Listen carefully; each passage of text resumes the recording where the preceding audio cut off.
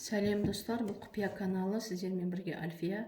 Достар, қазір сіздерді супер техникаменен таныстыратын боламын. Өте керемет. Ол үшін бізге әдеттегідей осындай кошелек керек.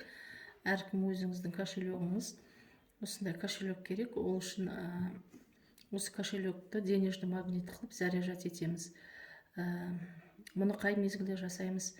Бұны айтуат новолуниядан кейін 3 күннен кейін жасаймыз. 3 күн өтіп 4-ші күні жасаймыз.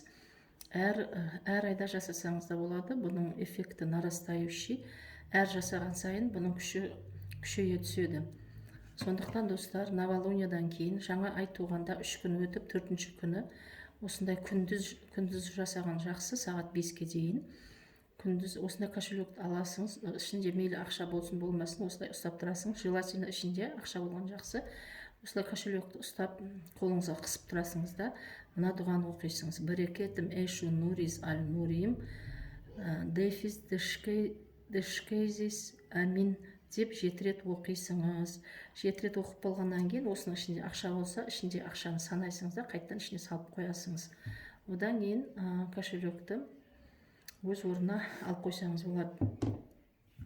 Достар, бұны для профилактики әр айда, жаңа ай туғаннан кейін 4-ші күні жасасаңыз болады. Әр айда эффекті нарастающий болғанда бұның күші әр жасаған сайын күшейе береді. Достар, сәттілік қадеңізге жараса, лайк басып мені қолдап кетіңіздер.